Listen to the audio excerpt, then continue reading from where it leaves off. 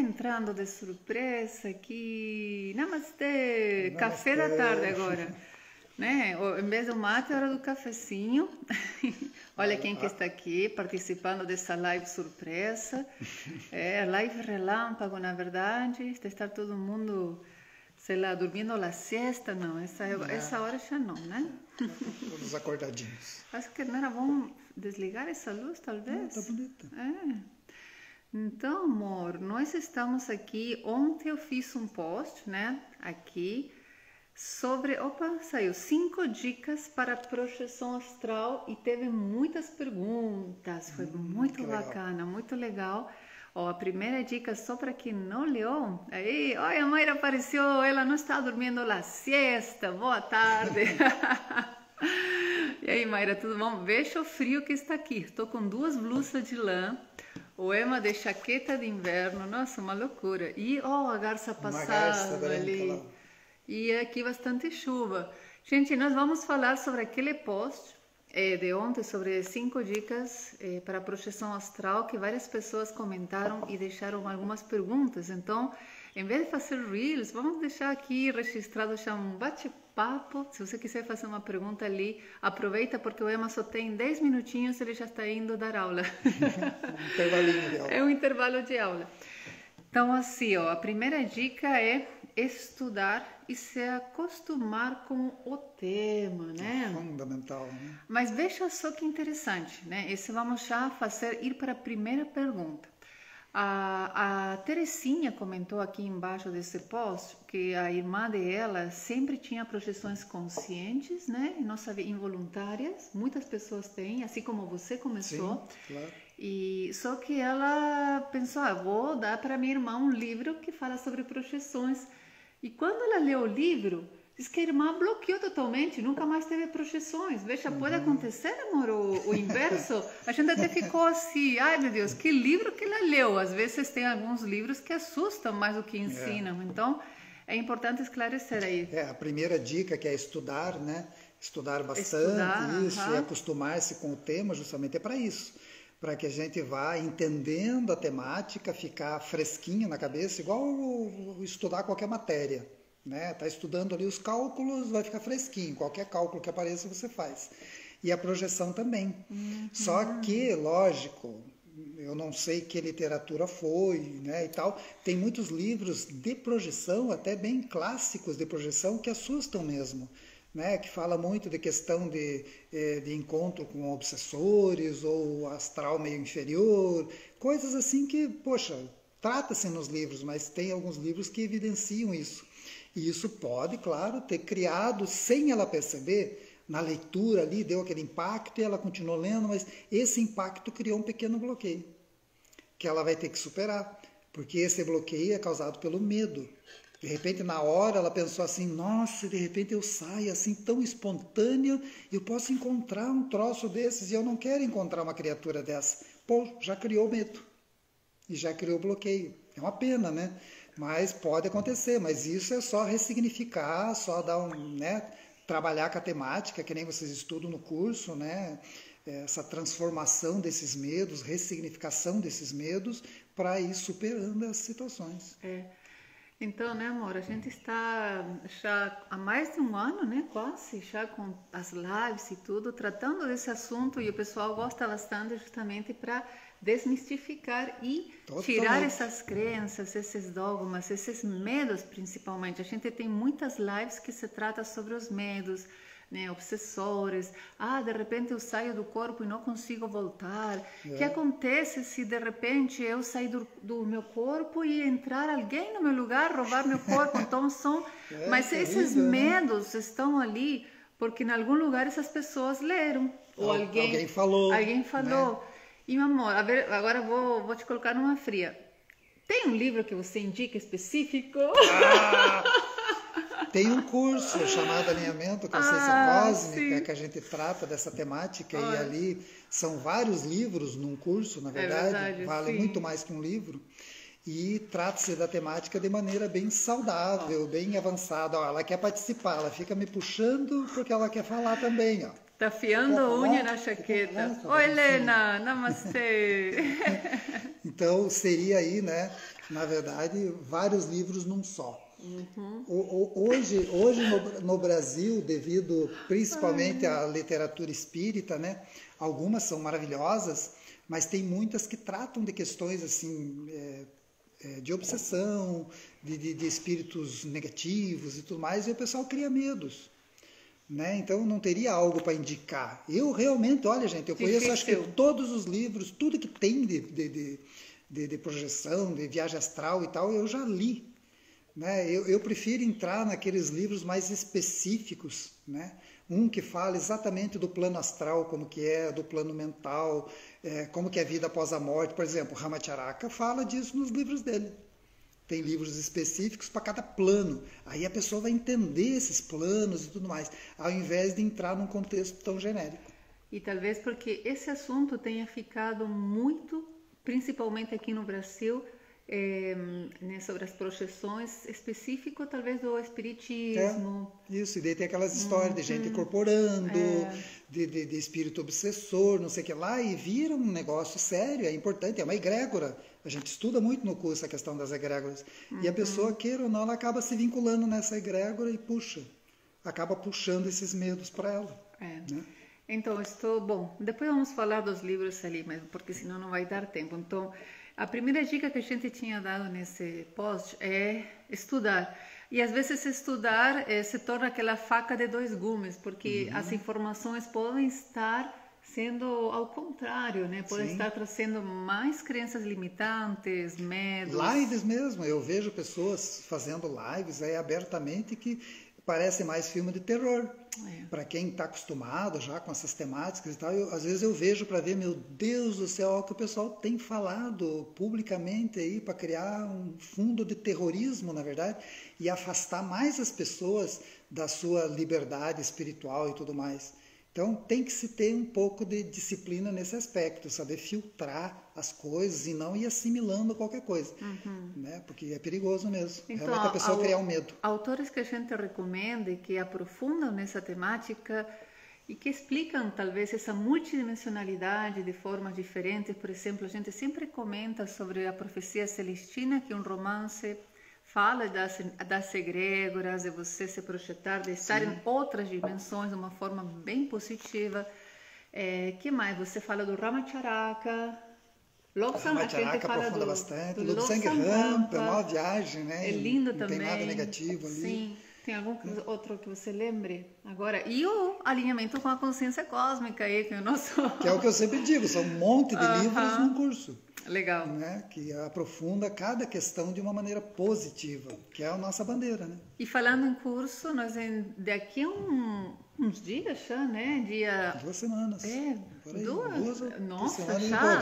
Começa dia 8 de novembro, 10 de novembro e 12 de novembro vai ser o nossa Semana das Projeções, nosso curso online e gratuito. Mas vamos continuar. Aí a gente depois vai divulgar bem certinho para você se inscrever e tal. O segundo é aprender a relaxar, né? Que é básico, né? Você relaxa o corpo e vem aquela sensação de estar mais presente, mais aberto, né, para essas experiências.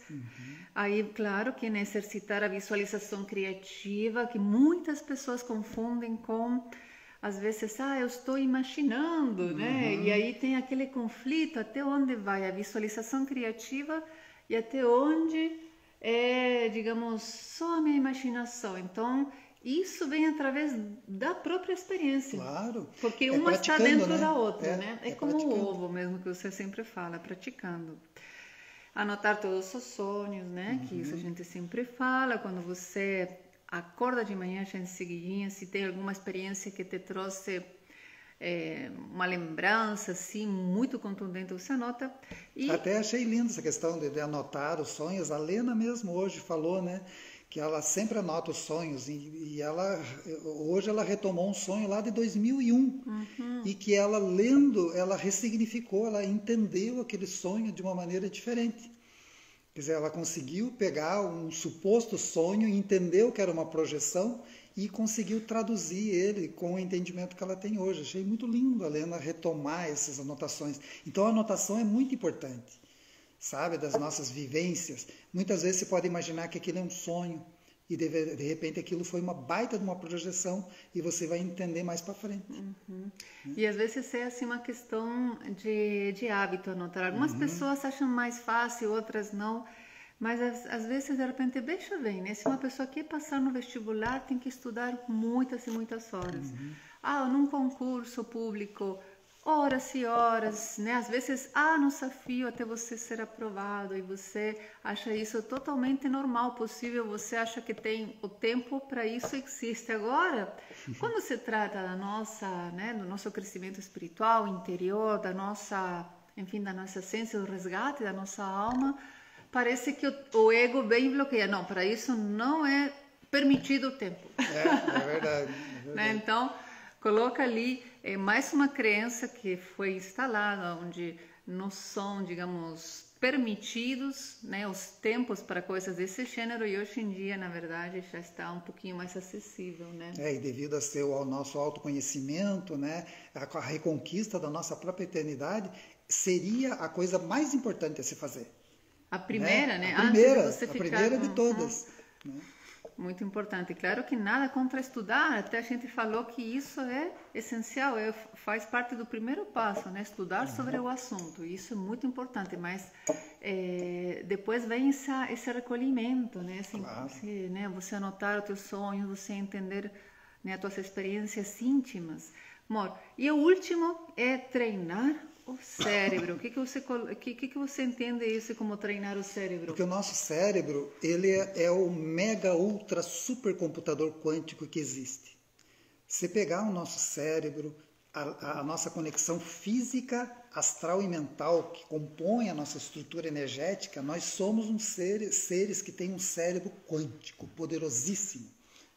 E esse sim é o cérebro que nós temos que trabalhar para fazer nossas cocriações, trabalharmos a nossa realidade e tal, aprendermos, nos desenvolvermos e tudo mais. Só que o nosso cérebro físico, ele acabou durante várias e várias gerações sendo castrado em um monte de coisas.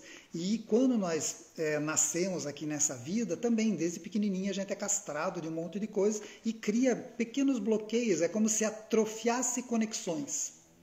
Então nós temos que criar novas conexões mais finas, conexões mais sutis entre os nossos neurônios aí para traduzir determinadas informações. A partir do momento que essas conexões são criadas, elas estão ali. Elas estão como se fosse um software instalado num computador. Então ela já está ali funcionando. Por isso que a gente fala em treinar o cérebro. É fazer com que o nosso cérebro crie novas conexões e a partir dessas conexões nós vamos avançando no entendimento daquilo que nós vivemos no nosso contexto mais energético, mais sutil. E que não quer dizer que é menos importante, é tão importante quanto o contexto físico. Então, mesmo se você estudar lá nos Vedas, nos livros bem antigos, fala-se já naquela época da criação das novas conexões cerebrais. Que as pessoas tinham que se sutilizar a tal ponto que poderiam criar conexões que ela ia ter acesso à sua própria espiritualidade. Veja bem, então nós não estamos falando algo novo, é um negócio com mais de 5.000 anos atrás que se fala. E continua sendo válido, não mudou. Continua sendo uma das coisas mais importantes que nós temos que fazer. Treinar o nosso cérebro de alguma forma, né, através de práticas constantes, repetir, inclusive, essas práticas muitas vezes, porque a gente aprende pela repetição, e dessa forma você vai conseguindo conceber a realidade de outra forma. Isso. E treinar o cérebro não é só coisas que você vai fazer com, digamos, o aspecto mental, não significa somente, né? Claro. Só o pensamento e tal. Você pode treinar o teu cérebro criando um bom hábito, um bom exercício de respiração consciente, como a gente fala, um bom pranayama, sair caminhar, fazer uma prática de yoga. Teu corpo todo, na verdade, é esse cérebro quântico, né? Inclusive o sentimento, né? Claro, a tradução dos sentimentos. Nossa, a maior parte das coisas que a gente aprende é pelo sentimento. As conexões com esses seres superiores é pelo sentimento. Então, nós temos que aprender a traduzir esse contexto. Né? É aquela história, quando você começa a entrar nessa vibração, nesse holograma, que você começa a abrir esses caminhos neurais, você abre novas portas de um universo novo. Lembra um pouquinho aquela história dos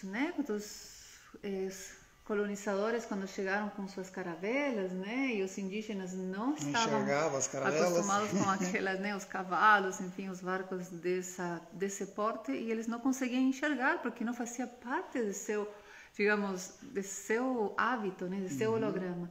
E o Paché, que já estava mais preparado, bom, isso que mostra um dos filmes que a gente assistiu, coloca né, ativa o terceiro olho, né? Ele coloca o dedinho aqui, tipo, dá uma cutucada e assim eles conseguem ver aquele vulto na água sendo de fato aquela embarcação. E falando em chakra frontal, uma pergunta aqui que já dá o enlace aqui. Aqui o Paulo falou: tive muitas projeções fora do corpo durante o sono. Sentia como estralasse o contato com meu corpo. Chegava a girar na cama. Depois que entrei na Igreja Católica e fiz o crisma, comunhão, parou tudo. Gostaria de alcançar de novo essa projeção astral que fazia sem esforço. O que você acha que aconteceu com o Paulo? Na verdade, assim, sabe, alguma coisa aconteceu que você travou o teu processo. Mas eu vou buscar tratar de um tema assim que às vezes é um pouco confuso, mas para mim, por exemplo, eu sou nascido em berço católico. Eu sou uma pessoa que foi crismada, lógico, fui batizado, fiz comunhão, né? Fui crismado, todas essas coisas, fui arranhado aqui por uma gatinha. Todas essas coisas eu vivi, e isso não mudou em absolutamente nada as experiências de projeção que eu já tinha naquela época. Tanto que eu ajudava nas próprias aulas lá no catecismo e tudo mais, eu ajudava a tia Raquel, que era a nossa orientadora na época, eu era criança. E eu participei de tudo isso, eu fiz essas coisas todas, né, desses rituais que existem, e não bloqueou nada. Então existem muitas lendas falando, o pessoal vai lá e depois o padre faz uma cruzinha, joga uma aguinha ali, não sei o que lá. Gente, isso é lenda. É mais uma lenda urbana para criar terrores. Que bloqueia o terceiro olho. Não existe poder que bloqueie o teu terceiro olho, a não ser você mesmo querer bloquear, né? Você mesmo se autobloqueia.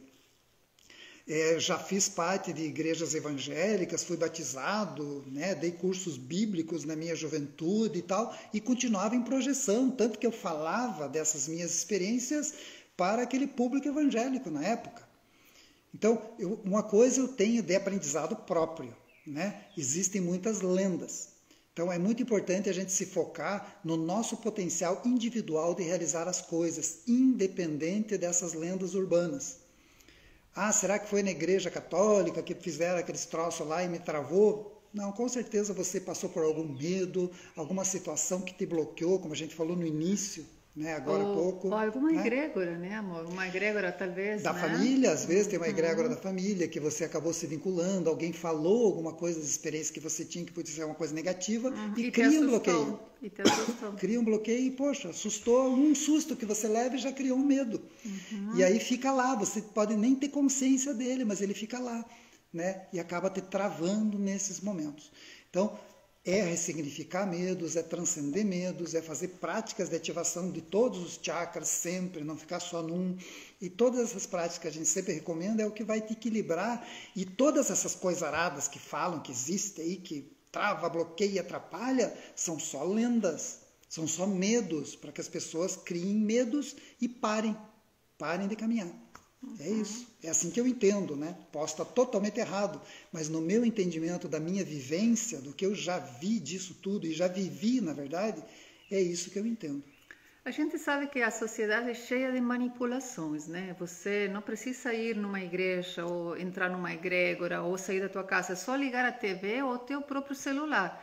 Então, vai de você, né, ter de alguma forma essa determinação de se autoconhecer, de trabalhar, de não se deixar manipular, né, por medos ou por crenças, e vai se desenvolver. Claro. Essas projeções, enfim, essas experiências vão ser resgatadas. Com certeza você vai, nesse o que você deseja, vai conquistar de novo. Porque é muito lindo, né? É uma experiência maravilhosa. E a Terezinha aqui complementa, e isso a gente já falou, a questão do livro, tá? Que a irmã dela, né, também tinha projeções involuntárias, aí de repente ela emprestou um livro para a irmã, e a irmã, a raiz desse livro, ficou com medo e parou, então, né? Criou um medo aí, provavelmente, dessas coisas negativas que falam. Algum livro que deve ter assustado ela, né? Então, por isso que quanto mais a gente conhecer, mais a gente viver essas situações, mais práticas realizarmos, nós vamos ver que tudo isso é lenda. E esses medos acabam se dissolvendo por si mesmos também. Então, aí que vem o aprendizado, né? A prática, o estudar, o conviver com pessoas que têm prática, que vivem isso de verdade. Porque aí você vai, sabe... não vai nem alimentar mais esse tipo de situação e esse tipo de trava. Eu acho que eu tenho que ir. Você tem que ir, né? Nossa Senhora. Está na hora da minha aula já está em cima do laço. Então aqui, chega. Bom, foi bastante produtivo igual, amor. Não chega atrasado, vai levar falta. Obrigadão, um abraço pessoal. A todos. Nos vemos. Namastê, fiquem bem, boa tarde. Logo vai ter mais, o mate da tarde ainda vai acontecer. Um abraço. Beijo. Ó meu cabelo. Ah, meu Deus.